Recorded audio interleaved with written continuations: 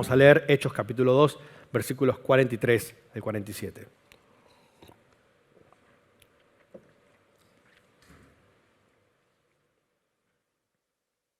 Leo el primero, ustedes leen el siguiente, y el 47 leemos todos juntos. Dice la palabra del Señor. Entonces caía el temor sobre toda persona, pues se hacían muchos milagros y señales por medio de los apóstoles. Todos los que creían se reunían, tenían todas las cosas en común.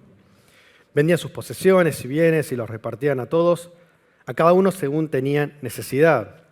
Ellos perseveraban unánimes en el templo día tras día, y partiendo el pan casa por casa, participaban de la comida con alegría y con sencillez de corazón.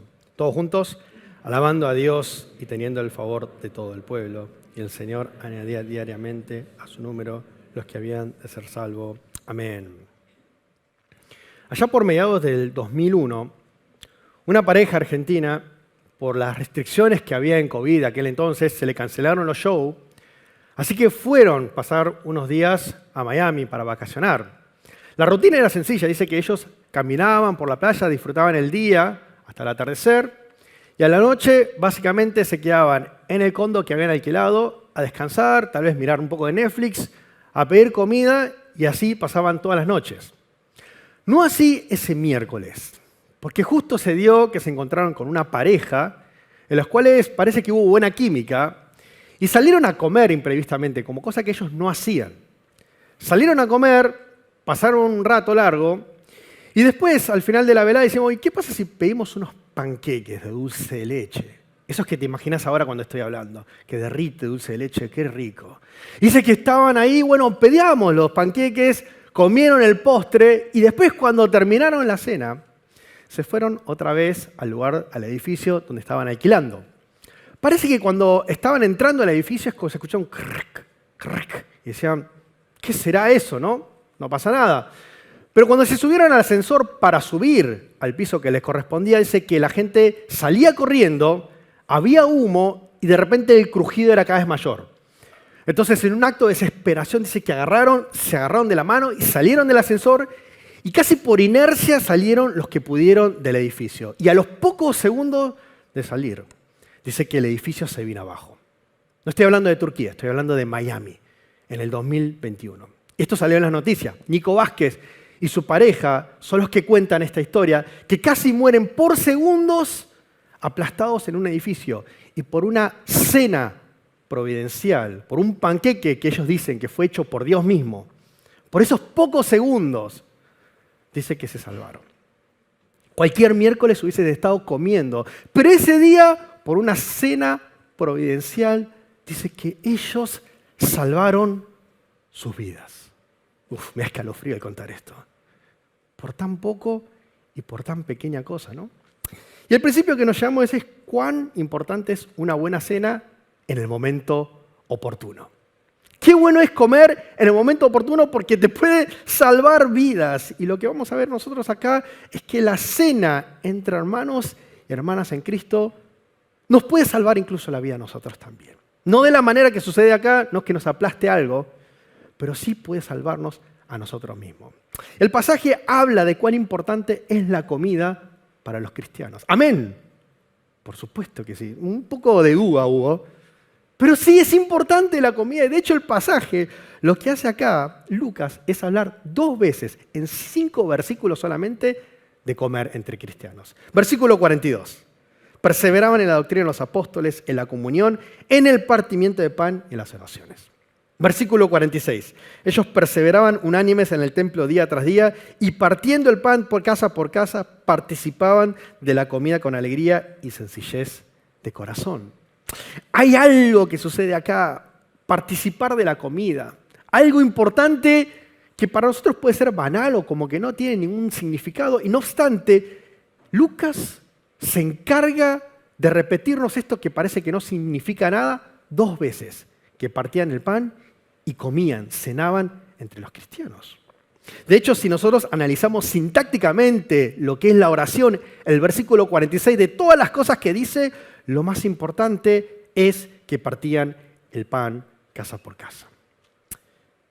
¿Por qué es tan importante el pan? En el inicio de la iglesia primitiva, en el inicio de lo que nosotros estamos acá, hace 2000 años nos dice que era muy importante que hayan comido juntos.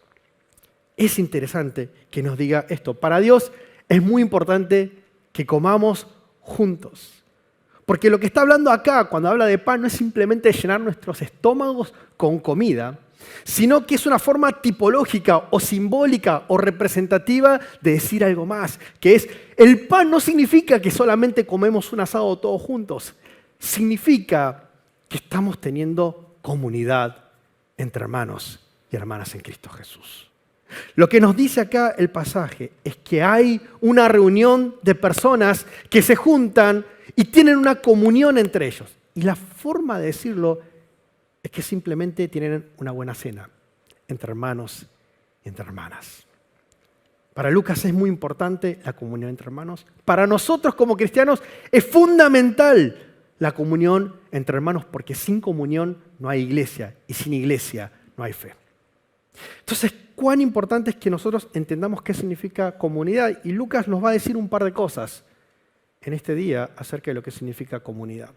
Comunidad, lo primero que entendemos es que significa un lugar de resistencia espiritual. ¡Viva la resistencia! ¡Viva la resistencia! Lo diría en francés, pero no lo puedo hablar. ¿Por qué en francés? Porque esta frase viene en el 1940-42, cuando los franceses eran invadidos por los alemanes nazis, y lo que hicieron algunos es resistir este imperialismo a partir de uniones, de pequeñas agrupaciones que se oponían al enemigo que venía a atacar a su país.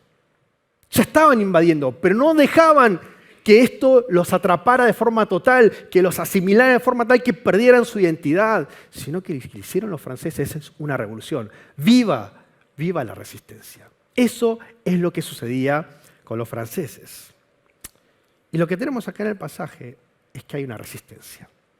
Versículo 46. Perseveraban unánimes en el templo día tras día. Estaban unánimes, que eso habla de que estén juntos. Y cuando hablamos de juntos, hablamos de como esto, ¿no? Miren el que está al lado tuyo y estamos juntos. Estamos juntos. Pero ¿viste que puedes estar juntos y no estar juntos al mismo tiempo? Porque podés estar acá, ¿cuántos somos acá? 250 hoy, por los chicos que están acá presentes. Podemos ser, ¿saben cuántos somos acá en la iglesia? Somos unos 700, 800. Podemos estar juntos todos los domingos acá y no estar juntos. Y muchas veces pasa eso. Estamos juntos físicamente todos los domingos, pero falta algo. Y lo que nos dice acá no es que simplemente están juntos físicamente, sino que están juntos de verdad. Hay un mismo sentir en la iglesia. Estaban juntos por un propósito. El versículo 42 dice que ellos estaban juntos para perseverar en la doctrina de los apóstoles, que significa en castellano estudiar la Biblia. ¿Sí? Lo que hacemos nosotros, o deberíamos hacer, todos los fines de semana cuando nos encontramos acá entre hermanos y hermanas en Cristo. Estudiar la palabra es básico de una iglesia. Si no estudiamos la Biblia y estudiamos, no sé, lo que dice cualquier filósofo, cerremos las puertas, no sirve para nada esto. Pero estudiamos la Biblia, dicen que perseveraban en la doctrina de los apóstoles. No obstante, en el versículo 46 dice que perseveraban unánimes y no dicen para qué. Si ustedes leen el versículo 46 dice que perseveraban unánimes en el templo. Te dice el lugar, te decía lo que hacen, pero te dice en qué perseveraban y para qué. Y nos preguntamos qué es lo que hacían que perseverasen juntos.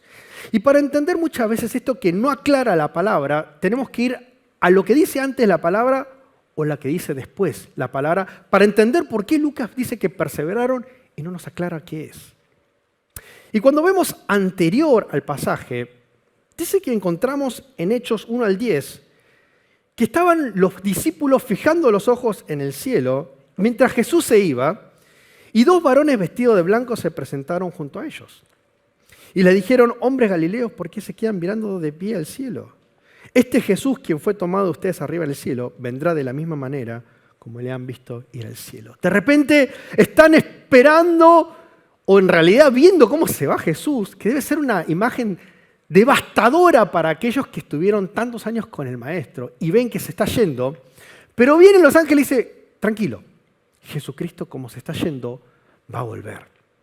Hay esperanza de que Jesucristo no te abandone en esta tierra, sino que Él te va a llevar allá en los cielos, en las moradas celestiales. Entonces tal vez la comunidad sirve para mantener esa esperanza. Porque ¿viste qué tan fácil es perder la esperanza? Es muy fácil perder la esperanza por muy poquitito. Y la comunidad lo que te permite es resistir para no perder esa esperanza que tenemos de que Cristo volverá. Y no podemos perder aquello que el Señor nos dio. Tal vez significa que Cristo viene y para no caer en la desesperanza o olvidarnos de la esperanza, dice que nos juntemos. Pero si lo vemos más adelante, tal vez escribe que perseveraron no porque está hablando de la espera de Cristo, sino por esto. Dice que el versículo 3 del capítulo 8, Saulo asolaba a la iglesia, entrando de casa en casa, arrastraba tanto hombres como mujeres y los entregaba a la cárcel. Tal vez dice que perseveraban juntos por una razón, y es que van a venir persecuciones, situaciones complicadas como cristianos. Si como cristiano esperás que vas a tener una vida fácil, buscate otra religión, hacete budista. Hacete, no sé, musulmán, porque el cristianismo es sufrimiento. El cristianismo es dolor. Y dice acá que va a haber dolor. Y por eso tal vez necesitamos la comunidad para resistir y no caer cuando hay dolor y persecución. ¿Cuántas veces nosotros nos caemos de la fe porque vienen tempestades, tormentas y nos cuesta? Estamos a punto de desmoronarnos. Y esta es la realidad. No necesitamos una tormenta para caernos de la fe. Necesitamos Netflix nomás para caernos de la fe. Esa es la realidad. No necesitamos mucho. No necesitamos demasiado. No necesitamos una excusa para caernos de la fe. Pero si a eso le agregamos una tormenta, una tempestad, estamos en el horno. Y no obstante, la comunidad sirve como resistencia para que nosotros no nos caigamos. Entonces, ¿qué significa? ¿Que perseveraban para que tenían que no caer de la esperanza o perseveraban para cuando haya persecución? Y yo creo que se trata de las dos cosas acá. Perseveraban para resistir conjuntamente en comunidad en esta batalla espiritual cuando nosotros siempre estamos al borde de caer fuera de la fe. Porque a medida que vamos creciendo en la fe, te das cuenta de algo, que estás a un paso de caerte de Cristo. No importa cuándo hayamos caído, no importa si sos pastor, si sos anciano, siempre estamos un paso de estar lejos de Cristo. Pero la comunidad es la resistencia que te permite no caer en ello. Esto es lo que nos dice acá. Es una pelea contra el enemigo que resistimos a partir de una vida en comunidad. ¿Cuáles son los enemigos que tenemos hoy día en la iglesia? Podemos hablar de soledad, podemos hablar de bienestar, que juntos tratamos de pelear para no estar solos o para estar bien económicamente. Yo creo que todo eso puede ser un motivo de estar juntos en la iglesia. Pero creo que acá lo que nos dice el pasaje es que resistimos ante todo intento que tiene el enemigo a partir de la generación, del Seigate, de la sociedad de acá, de gravitacionalmente sacarnos del centro que es Cristo y mandarnos afuera. Todas aquellas cosas que no nos deja estar en el centro que es Cristo, eso es lo que nos pide la palabra que como comunidad resistamos. Nombramos algunos, materialismo. El materialismo que hoy se apodera de una sociedad que estamos económicamente tal vez mejor que antes. Y no nos damos cuenta que como una fuerza gravitacional, los tiempos hacen que tengamos menos necesidad de Cristo porque tenemos menos necesidades materiales. Y es como que nos saca de la necesidad de Cristo a partir de nuestra saciedad material. Materialismo tal vez, eso es lo que tenemos que pelear. Tal vez la pérdida inusual de tiempo en cosas que no valen la pena hacer. Vamos a hacer un ejercicio, no ahora, pero en casa. Fíjense cuánto tiempo pasan ustedes en el celular y en qué. Dice Paul Washer, algún día vamos a rendir cuentas de cuánto tiempo perdimos haciendo nada. y no nos damos cuenta. La otra vez me puse a ver Reels, esto no está bueno confesarlo en el púlpito. Puse a ver Reels y dije, voy a dormir temprano. Era las 11, 12:30 me dormí, haciendo nada. Me desperté quebrado, no, porque el misterio no, soy yo, que tenía que haber dormido temprano, pero confieso un pecado, me pierdo en tiempo inútil. Y no nos damos cuenta de eso. Pero cuando estamos en comunidad y recordamos una vez más cuál es nuestro centro, recordamos cuáles son aquellos enemigos que como unos a otros tenemos que recordar. Che, basta. Tenemos que resistir conjuntamente todos en esta batalla espiritual. La iglesia es la resistencia hasta que Cristo vuelva y a pesar de las tormentas. Y el segundo y último punto que vemos es que la iglesia o comunidad significa una iglesia dentro de una iglesia. ¿Ustedes saben lo que es mamushka? Mamushka, ¿sí? No es el chocolate, sino que se trata de una muñeca rusa. Me fascinaba cuando era chiquitito. Este es como que uno chiquitito y después hay uno más grande, uno más... Es como que el grande va sacándolo y sigue habiendo cada vez más chiquitito. Es increíble el tamaño que tienen esos bichos. Entonces como que vos vas sacando, tac, tac, tac, tac, y aparece. Es como, no sé, tenemos una... Yo me sorprendía, tal vez era muy tonto, no sé. Pero es como que es algo increíble, ¿viste? ¿Cómo puedes hacer eso? Y es como que chiquitito dentro de lo grande. Dice que acá había 3.000 personas cuando se convirtieron los cristianos en Hechos 2. Vos te pensás, ¿cómo puede ser que tengas comunidad con 3.000 personas? ¿Cuántos de ustedes tienen amigos? Ojalá que sí. Ojalá que tengas amigos con los cuales decir, es mi amigo o mi amiga. Pues si vos tenés un grupo de 10 amigos, son 10 amigos, pero no son todos 10 amigos. Tenés uno que le contás las cosas. A los chicos de la secundaria, a uno o a dos le contás quién te gusta, a los otros no le contás, por miedo que te la roben, no importa eso. Pero es lo que sucede. Le contás a uno o dos porque es difícil tener comunión de entre 10 personas real. Imagínate 3.000. No se puede. Vamos a pasarlo a nuestro tema. Somos 400 adultos, 100 jóvenes, 150 a 200 chicos, somos 800 acá. ¿Cómo se supone que en la iglesia de Cristo, que no es que somos Hillsong, somos Betel, mejores, pero no importa. Pero ¿cómo podemos nosotros tener comunidad entre 800? Porque podemos ser 800 y otra vez nos podemos sentir que no pertenecemos a ningún lugar. Eso es lo que muchas veces me cuentan muchas personas y yo mismo he sufrido. Somos tantos y ¿cómo puede ser que no me sienta parte de nada? Y lo que tal vez el Señor nos está diciendo en este pasaje es que necesitamos ser iglesia dentro de iglesia. Dice el versículo 46, que perseveraban unánimes en el templo día tras día, que básicamente es que se juntaban todos los días, todos los domingos en la iglesia. Pero el versículo siguiente, o sea, el siguiente, dice, partiendo el pan casa por casa. O sea, fíjate que dice que se juntaban en el templo, lo cual es una realidad, y después se juntaban casa por casa, lo cual es la misma realidad, pero en casa. ¿Se entiende? Porque hay dos formas de adorar. Uno es la formal. En el templo venían todos los que eran los primeros judíos, los primeros cristianos, judíos en el templo para adorar formalmente en el Shabbat, el sábado. Nosotros lo hacemos el domingo, porque creemos en la resurrección como nuestro último sábado, como el sábado verdadero, el descanso verdadero. Por eso nos juntamos el domingo. No es que somos rebeldes o no nos gustan los judíos, no importa. Nosotros nos juntamos acá el domingo porque creemos en el encuentro formal, que es importante como cristianos. Faltar el domingo no es fácil, o no debería serlo, porque la formalidad es necesaria para nosotros, para subsistir como iglesia, para subsistir en nuestra fe. Pero no solamente eso, porque aparte de la formalidad está la informalidad. Casa por casa se encontraban en grupos pequeños en la intimidad para poder tener comunión. Se abren puertas cuando se abre la puerta de una casa.